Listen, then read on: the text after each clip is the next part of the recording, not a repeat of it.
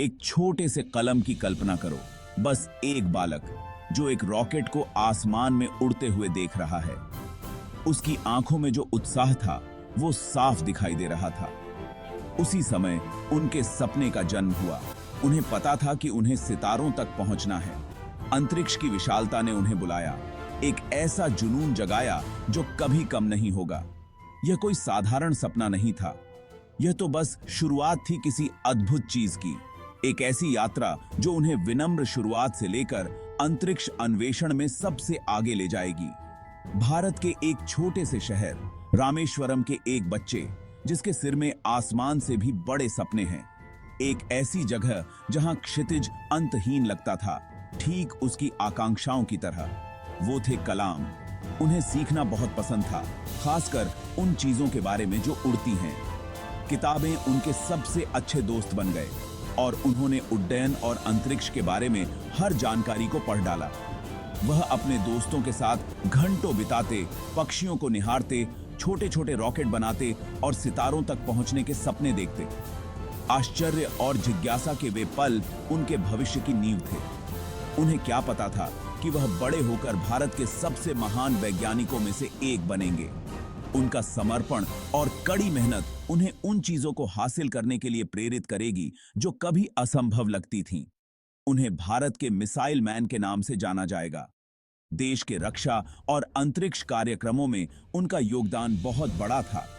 लेकिन इससे भी महत्वपूर्ण बात यह है कि वह लाखों लोगों को अपने सपनों का पीछा करने के लिए प्रेरित करेंगे, चाहे वे कितने भी असंभव क्यों न लगें। उनके शब्द और कार्य अनगिनत व्यक्तियों के लिए आशा और प्रेरणा का प्रतीक बन गए।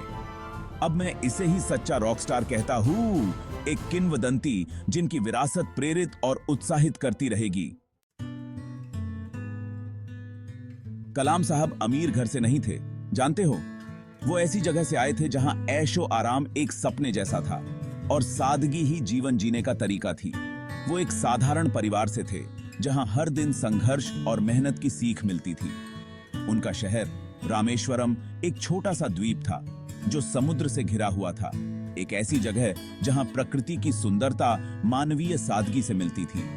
वो बचपन से ही अपने परिवार का हाथ बंटाते थे। छोटी उम्र से ही जिम्मेदारी का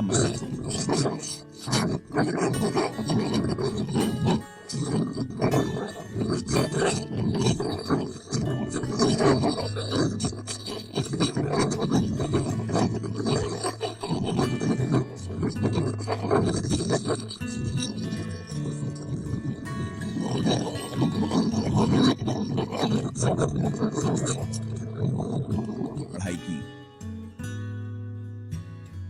रात रात भर जागकर उन्होंने खुद को किताबों और सीखने में डुबो दिया।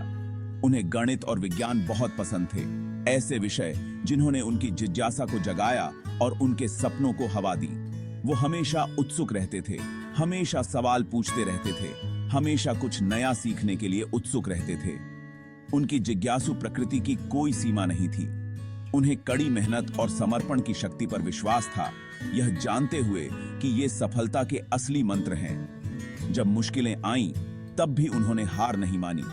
उनका दृढ़ संकल्प अटूट था, उनका हौसला बुलंद था।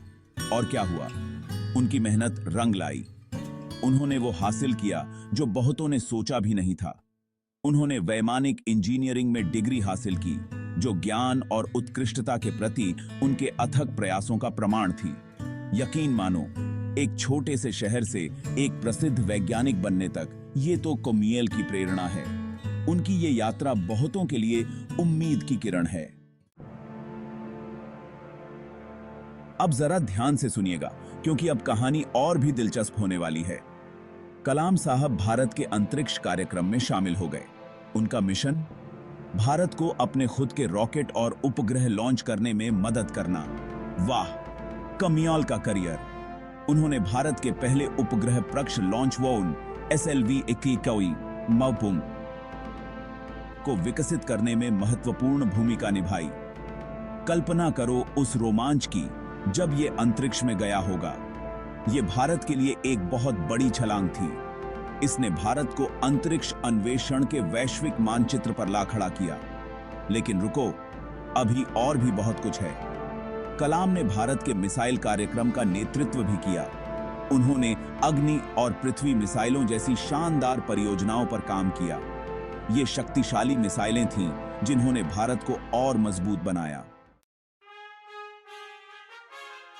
जरा ठहरो, क्या आपको पता है कि ये रॉकेट साइंटिस्ट भारत के राष्ट्रपति भी बने थे? बिल्कुल सही सुना आपने।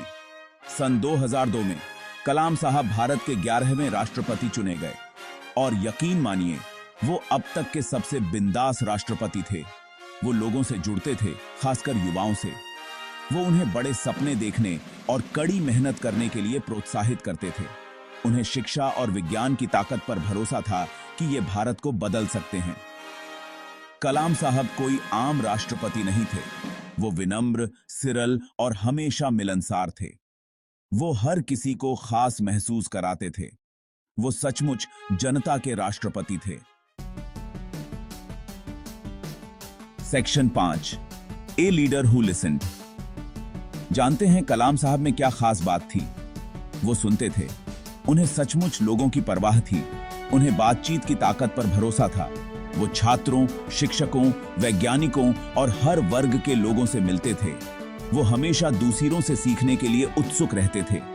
वो उनके सपने, उनकी चुनौतियां और उनकी आकांक्षाओं को समझना चाहते थे। वो हर किसी की राय की कद्र करते थे और सबके साथ सम्मान से पेश आते थे। कलाम साहब का मानना था कि हर इंसान में कुछ अलग करने की क्षमता होती है। उन्होंने लोगों को अपनी आवाज उठाने और अच्छे कामों के लिए इस्तेमाल करने के लिए प्रेरित किया। उन्होंने हमें सिखाया कि असली नेतृत्व दूसरों को सशक्त बनाने में है।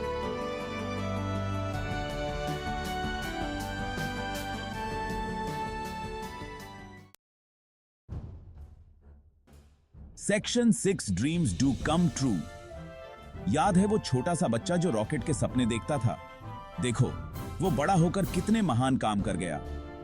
कलाम की जीवन गाथा इस बात का सबूत है कि कड़ी मेहनत, लगन और भरपूर जुनून से कुछ भी मुमकिन है। उन्होंने हमें दिखाया कि आप कहां से आते हैं या आपका बैकग्राउंड क्या है, ये मायने नहीं रखता। मायने ये रखता है कि आप सीखने, आगे बढ़ने और कुछ अलग करने के लिए कितने इच्छुक हैं।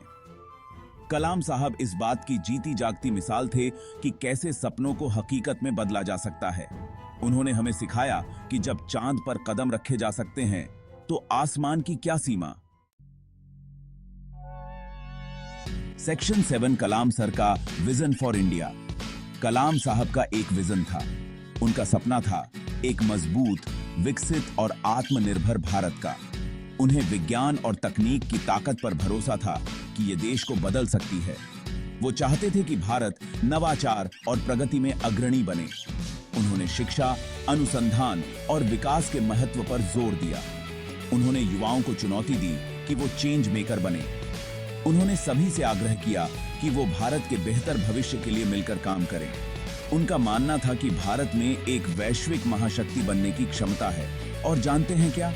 उनका ये विजन आज भी लाखों भारतीयों को प्रेरित करता है। Section 8, the wings of fire. Kalam साहब ने विंग्स ऑफ फायर नाम से एक किताब लिखी थी। ये उनकी आत्मकथा है और यकीन मानिए ये पढ़ने में बहुत ही मजेदार है।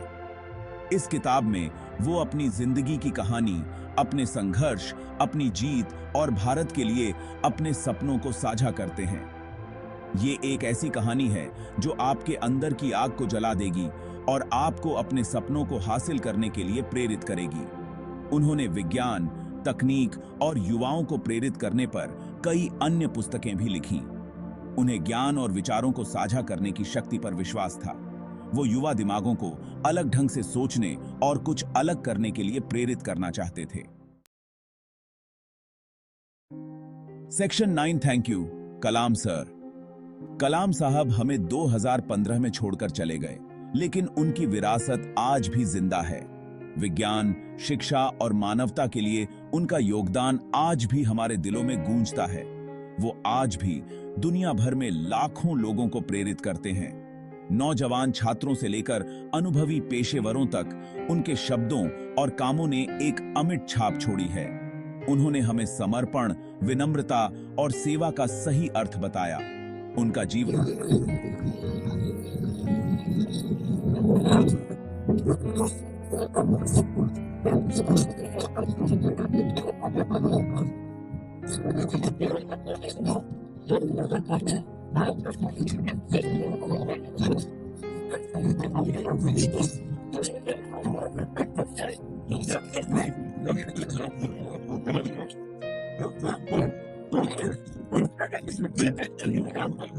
भविष्य की ओर ले जाता है।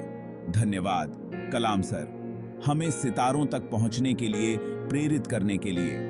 आपकी सीख हमें अपने हर काम में ऊंचा उठने और बेहतरीन करने के लिए प्रोत्साहित करती है।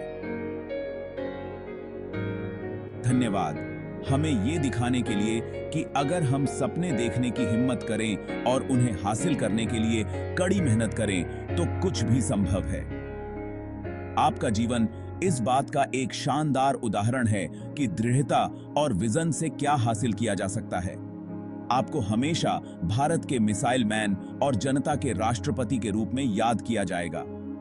देश की रक्षा के लिए आपका योगदान और इसके लोगों के लिए आपका प्यार अतुलनीय है। आपकी विरासत हमेशा हमें भारत और दुनिया को एक बेहतर जगह बनाने के लिए प्रेरित करती रहेगी। हम आपके मार्गदर्शन और ज्ञान के लिए हमेशा आभारी रहेंगे।